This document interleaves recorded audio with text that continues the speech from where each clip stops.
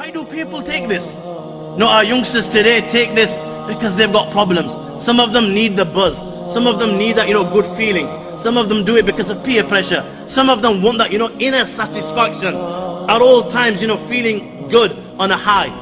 My friends, if you're looking for the inner satisfaction, if you're looking for this joy, and if you're looking for this peace, and you're looking for this contentment, then you're looking for it in the wrong place. How fool of a do you think that person or that individual is who's looking for onions in a doctor's surgery? You'd think this guy is totally out of it.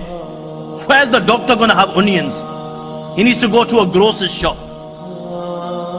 We're looking for contentment and satisfaction in these things, when Allah subhanahu wa ta'ala hasn't placed the contentment and the inner satisfaction in anything that Allah subhanahu wa ta'ala has made haram. The buzz that you should be looking for, every one of us. And this buzz, my friends, there's no charge. It doesn't cost a penny. With this, person has to steal to fulfill his desires. And for some even then he can't do. Some of them bichari go as far as selling their souls and selling their bodies, so just that they can earn a few pounds just to give them that little peace. This buzz that Allah talks about in the Quran, my friends, it costs nothing. Nothing. And this buzz that Allah talks about, it doesn't last for a minute. It doesn't last for 2 minutes. You don't have to increase your dose just to get the buzz, or change the actual drug that you're taking. No. This buzz that Allah subhanahu wa ta'ala talks about in the Quran, my young friends, it doesn't last for 2 minutes.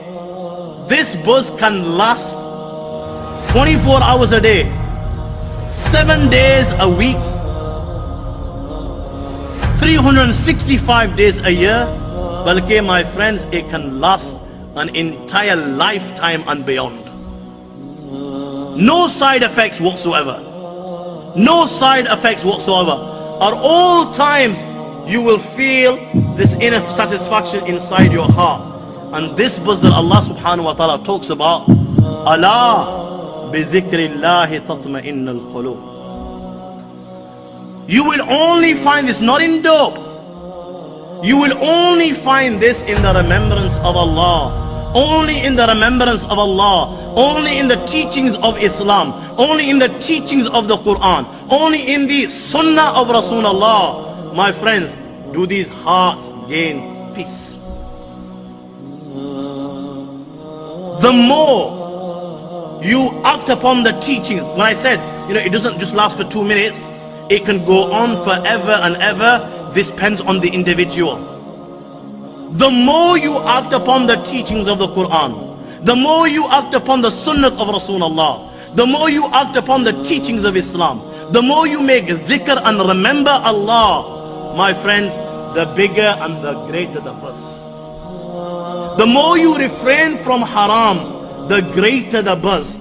The more you give this heart its due nourishment, the better you will feel within. My friends, slowly but surely a time can come that you can feel just like the way Sayyidina Bilal Habshi radiallahu ta'ala anhu would feel. He got to such a level that they would beat him by day and they would beat him by night. They would drag him, when the sun would exceed 40 degrees centigrade, 50 degrees centigrade in the burning sun, and they would force him to lie on the burning sand, and they would punish him. But in spite of this, my friends, he would say La ilaha illallah Muhammad Rasulullah. Why? Because his heart even then was content. Even then he was feeling good. And the halawatul iman which he was tasting at the time, the sweetness of iman inside his heart, no matter how much they beat him, when a guy's out of it, totally buzzed, you can slap him as much as you like, he doesn't feel the pain, does he? He's out of it. He's in a different world.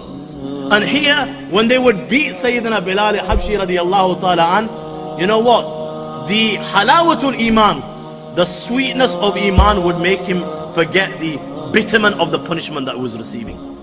Why else do you think Abbad ibn Bishr, I mentioned yesterday, standing before the Almighty Allah in prayer, arrows are piercing his body one after the other.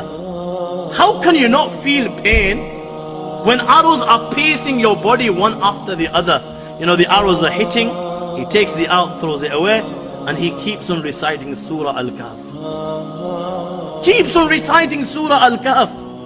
The sweetness and the inner satisfaction and the buzz that he was getting by reciting Surah Al-Kahf, my friends, made him forget the bitterness of the arrows that were, being drilled inside his body. Why else would the likes of Usman stand the entire night in prayer and read the entire Quran in one rakat?